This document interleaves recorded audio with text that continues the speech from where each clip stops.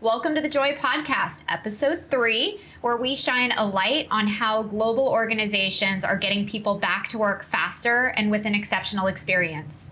I'm Debbie Tuel, the Chief JOY Officer at Symphony Talent, a global technology company that is leading an industry-wide movement in partnership with our customers and our partners. And it's a project that we're calling the JOY Pipeline. And we're glad that you are joining us today on this mission to help recruiters bring the joy back to recruiting and empower them to create experiences that both they and the candidates need now. And today, we are super excited to be coming to you from Dallas. And joining me today, we have two local industry practitioners and knowledge experts that are going to help us kind of bring this to life. Craig Fisher and Nicky Gibson. Welcome. Thank you. Thanks, Debbie. Thanks. So this is my first time being live in person with people that I can reach out and touch, which I get it, we're not supposed to touch, but in 18 months, I am feeling very hopeful. How are you guys feeling today? Joyous. Awesome. Yeah. Really good. Happy to be here. So I was sharing with you guys earlier, we've been behind Zoom for a very long period of time, which means that I get to wear leggings and I don't have to do hair and makeup, and today is not the case. And I was not prepared and had to go shopping, and it was a very different experience because the good news is everybody now sells leggings. Nobody sells professional wear. So share with me, what did you do to prep for today? Okay, so secretly, I get up every morning and I get dressed. So this is you. This is me. 24/7. If I get up, I feel good and I get my day started. Good for all you. the time. Good Yep. for you. Yeah, this is me as well. I told you guys just a minute ago, I actually have this set up in my house, and I'm on camera all day long. Either I'm making a professional video or I'm on with customers, and so this is me. This is how I'm normally am. So I'm the only daily slob here, but you get me put together today, so I'm excited. Well, as we started kind of talking about what are we bringing to the podcast today, how are we delivering on this, Nicky, you shared with me that at JCPenney's, you are starting to do a bit of an evaluation on your candidate experience. Tell me a little bit about what was behind doing that research. What are you using? What are you finding? Well, I think the biggest thing is we want to make sure everybody has a great experience. I'm fanatical about the candidate experience. I'm probably not the best at it. I say that to candidates all the time, but I just wanted to make sure that the recruiters understood what they were doing was working or wasn't working. And what are we using? Quite honestly, a sheet that we just send out to, it's a link, and we send it out to candidates through our ATS. Very, very simple. And I've got somebody monitoring it coming back through Teams. That's it. Very, very simple. And what are you asking them? We're asking them basically, how was your experience? It's very simple. We didn't want to, keep it simple, stupid, right? Yeah. So keeping it very simple, it's what did you think about your experience? How easy was the application? And it's a rating 1 to 4, and just that simple. So this gives you an ability to use that as a benchmark moving forward. Absolutely. So as you implement change, you can tell us, are we doing better? Are we not? Yeah. Where are we going? I mean, we had our first results today after a month, and they were very good, actually. And I was like, okay, this is actually working. You actually have candidates who actually want to tell you how well you're doing or how well you're not doing.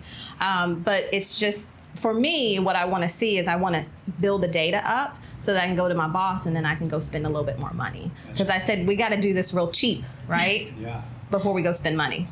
You got to have a way to prove the ROI, Yeah. right? And you want to do pilots, and tech companies will let you do pilots if you have a good reason to, and you'll tell a good story, if the pilot's successful. And this is one of the ways you start, gather that data. And, we have a great brand, so it's not that we're going to get some data that's going to blow our mind, but I think setting a foundation, because recruiters need to understand not just how to source, they need to understand all the elements of talent acquisition. That's a really good point. And you mentioned that there's some change management in that. Where do you think that the knowledge kind of gain needs to be for recruiters in that experience delivery? And this is a general question, right? There's going to differ per person. I get it. I mean, I think, okay, I think recruiters are cocky. I think that sometimes they rely on their personalities to woo in a candidate, but there's so much competition out there right now. So it's not just about you, it's about every single touch point throughout the continuum of the process. It's the time that they apply, and it's the time that, not when they walk through the door, it's the period of time when they are getting ready to walk through the door. What are you doing? That to me is that mind shift. Like, it's not just, let me give you a call and see what your skills are like. No, let me give you a call, see what your skills are like, and let me walk you all the way through. So that's what I'm hoping, that any recruiter will change that mindset. It's not just a checkbox. It is an act, and I'm an engineer. So everything is a process to me sometimes, but it's bigger than just a process when it comes down to recruiting. Absolutely. So there are a few different types of recruiters that I noticed, because I train a lot of recruiting teams, right? You've got your early adopters, you've got your life hackers, right, that are going to find a free, easy, open source way to get things done. And then you've got those people with legacy mindsets. And that's the thing that you have to kind of fight through in order to get people to adopt technology, new processes, better candidate experience. Yeah. And Craig, you have a lot of experience going into organizations and training their recruiting teams on how to do that process change. What do you find are some of those key tools in driving process change and adoption? Yeah, so I get to do digital transformation projects for recruiting companies and teams all over the place, right? And the key is, let's take software for instance, okay? A lot of employers say, yeah, I want this software because my competitors have this software or whatever. But then they strip out the services layer of the software. And so you've got an implementation, and you've got software that does nothing, because without that services layer and the vendor backing it up and doing that repetitive training to make sure you get user acceptance, it sits there. And this happens all the time. And that's what I get asked to fix a lot. We're seeing that across the board. We were talking about it earlier. There is a lot of technology out there available to talent acquisition right now. And we're seeing leaders kind of check boxes. Yes, it does this, this, and this, so let's go ahead and buy it. And then the follow through oftentimes isn't there, whether that's leadership turnover or lack of planning or whatever it is. And now you've spent a fortune on technology that's not being adopted, and that oftentimes is hurting the experience for both recruiters and candidates. And hiring managers too. We And can't hiring forget managers. that. There's a three-way thing there, that if hiring managers aren't having a good experience with the recruitment process, recruiting has to be responsible for that as well, because Absolutely. nobody rules hiring managers except hiring managers unless you make them do what the process says they should do. They've all got budgets and agendas, and they've got their own ways of doing things. And they're only in their job because they were good at their old job. They're not experts at either hiring or managing most of the time. Well, they think they're experts. They think they are. That's right. Yeah, definitely not what they have been trained to do, and it's not an easy job. And it's hard to, talking about egos, it's hard to shift that mindset, right? So Nicky, you've talked a little bit about some of the technology that you guys have internally. I'd love to hear your opinion. When you walk into an organization, they already have their tech. They are already committed to it. How do you make the most of a situation that you can't change? Oh gosh, I ask a lot of questions because I have done implementations on ATSs, and I know what it should look like in any technology. I know what that process should look like. The first thing I'm going to say is, tell me about the implementation.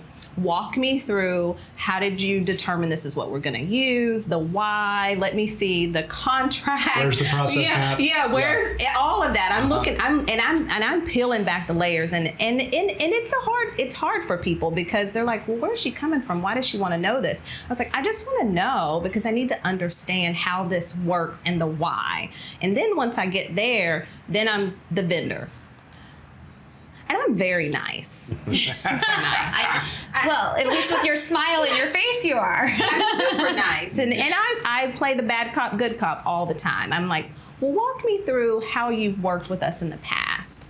And it's a test. It is. A lot of times it's a test for me. I want to see how quickly you're going to respond to my questions. And I also want to know how much you know about me and my background, because you're not going to be able to pull the wool over my eyes. You're just not, because I'm going to ask the questions. I'm probably going to know how it's supposed to work. And I want to know that you know how it works. Because if you can't tell me how it works, how do I already know that you didn't tell my team how it works.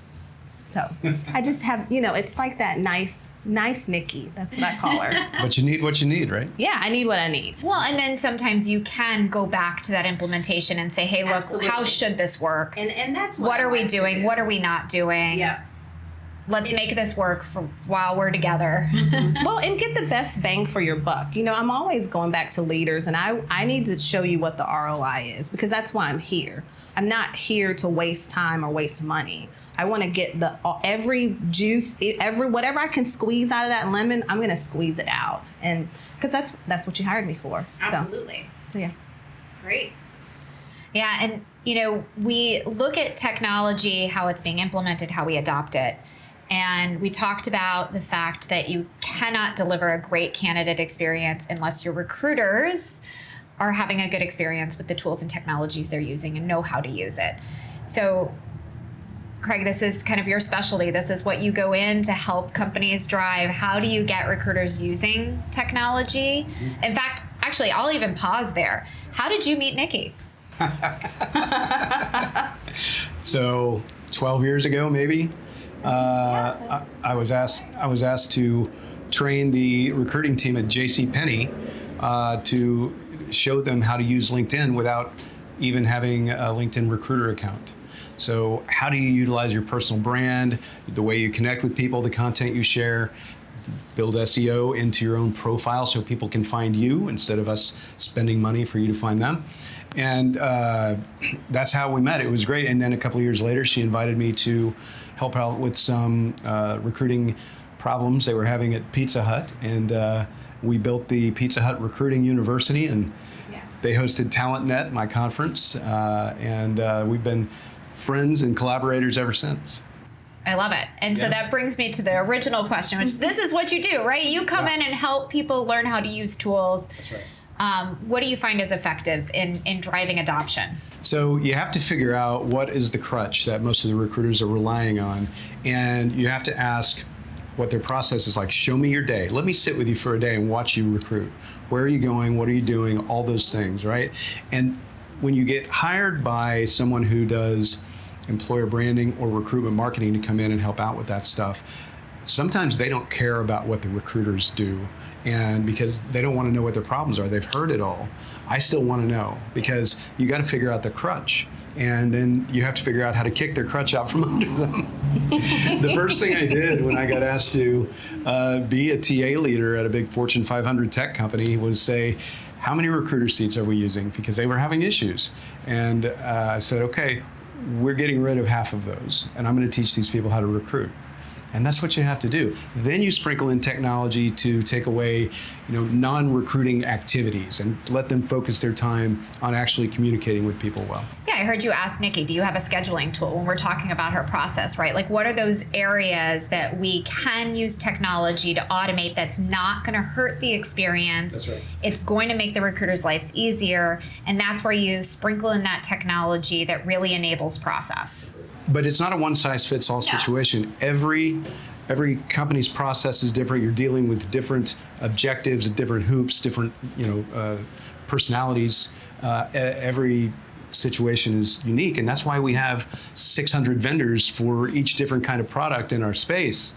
And so I'm just the person that knows all those vendors very well. Well, we were talking about it earlier. A lot of people in talent acquisition sales come from Career Builder, a former life of mine, for those that don't know my background, but it was ingrained in us. We called those, where you sit down with the recruiter, we called them chair sides. And you needed to be doing at least 10 chair sides with each customer. And then you take those chair sides back to the leadership team and say, this is what I found out about your recruiting process.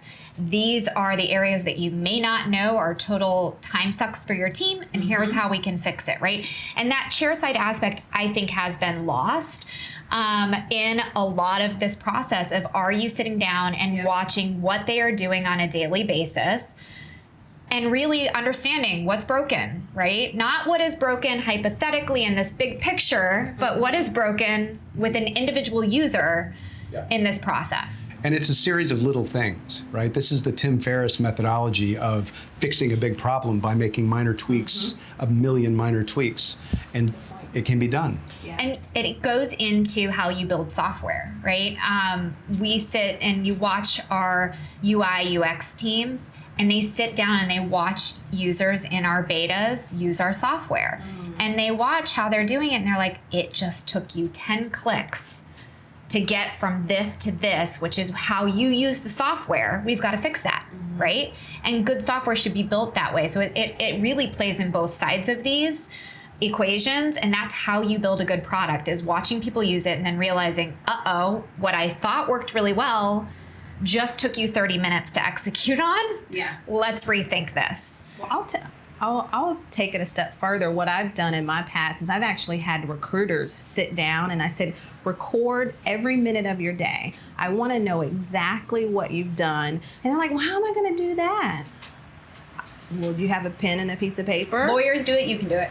You have a calendar. So I want you to record everything that you do, and I want you to send it to me, and I'm going to show you where you're spending your time. And that was one of the most eye-opening experiences that this team ever saw. They were like, I didn't know that I was spending so much time on this task that had nothing to do with recruiting. I said, you're welcome. Now you don't want to do that task anymore, because recruiters know a lot, but they don't always see the things that a recruiting leader might see. And I already knew what the issue was, but I needed for them to understand that you're spending too much time on this task that is not value added. So can we just take it off your plate and give it to a piece of technology, or so that another you can human, or figure out where does this go, right? Yeah, how do we exactly. make this better? And if you sit down, I mean, if you study any type of organizational leadership, you quickly find out that you tend to spend, if you're not doing it correctly, the beginning of the time with those low value tasks, because you're procrastinating the big value. That's exactly and it. when you flip it and say, okay, I need to do the big value first and then work my way back because you've organized it properly, is where you get to effectiveness. But trying to retrain the recruiters to do that is challenging. And that's where, to your point earlier, Craig, you've got to have both the technology and the services piece of this to bring it both together to really execute in a way that's impactful. Well, and you have to teach them to think outside the box. I mean, you want them to all be life hackers. At the end of the day, you want them to be able to figure out a way.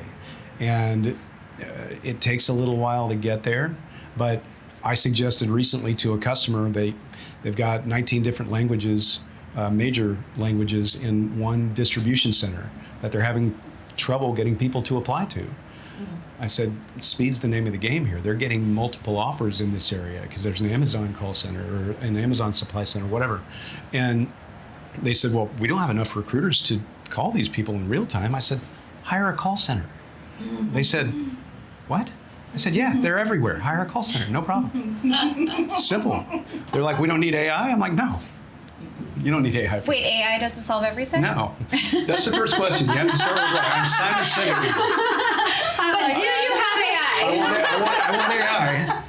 Why? Well, because everybody has AI. I'm like, you don't even know what AI is. What are you trying to solve here? I have a call center that does AI really well. That's right. Absolutely. And they were blown away. They're like, never heard of that. I'm like, well, I just made it up. So, of course you haven't heard of it. But it's a great idea, right? They're like, yeah. That's right. Absolutely. Well, to bring us kind of to the end, which this time is like flying by, I'm shocked. Thank you guys for joining us so much. But, as we think about this mission of getting people back to work and doing so with exceptional experiences, Nicky, I have to ask you, you're working in retail. Retail has been hit hard. It's also transformed in a lot of ways, going from what used to primarily be in-store to overnight needing to flip to digital and online, which I get, we were already there, but this kind of expedited that. But we were talking that it is really hard right now to find talent, even though I get it, unemployment, all of that. How are you guys adapting to the changes in what's happening right now with the economy? I'm going to give a big kudos and shout out to the team that I'm leading right now, because when you believe in a brand, it's really easy to get people to come work for you. And that's what I would say. I mean, and what we're doing is equipping the recruiters with the brand story to be able to talk to candidates about why they should come and work for us. And I was actually looking at the data today during my team meeting, and I said, I'm so proud of you guys. Our reject rate is like 90. Our acceptance rate is like 99%.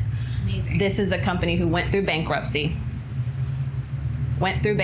came out, and our acceptance rate is 99%.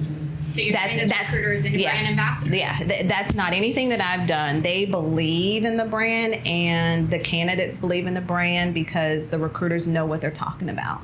That's what we're doing, keeping it simple. I love it. So keep it simple, stupid. Believe in what you're selling. Yeah. And focus on where should you not be spending your time, and how can we get rid of that, whether it be to technology, other processes, other people, teams, etc. I love it. And Craig, any takeaways from you on how we bring joy back, how we get people back to work faster? Yeah, absolutely. So, we talked today about the candidate experience, the recruiter experience, the hiring manager experience. Think about your colleagues out there in the world that are all struggling to get people to apply right now, that sort of thing. We all need to help each other. When we jump in on these virtual events that we're all having to take part in, actually participate. Don't just do other stuff the whole time. Have the conversations, because when we do come back in person, right, we want to be equipped. We want to know what's going on in the world. My wife's mother lives up in the mountains, and they moved there a couple of years ago, and she visited, and my wife said, I don't think she's getting enough socialization. And we're all bugging out, right? I mean, we're all cooped up, but we do have an opportunity to communicate now through technology, through video and audio, and so do it, participate, book some time in your day, get out there. I love it. Thank you guys again so much for joining us. We are excited to take this podcast on the road, so we will be taking this to Detroit next. Tim Sackett, we're coming for you. Yeah. Then we're going to figure it out from there. Who knows where this thing will go, but we're excited to finally get to see people in person again, start to feel a little bit more normal and get out from behind our computer screens and be able to have drinks in person. Mm-hmm. So thank you guys for tuning in today to the Joy Pipeline podcast. Subscribe, follow us, listen. Shout us out on social media, all of those good things. Thanks guys.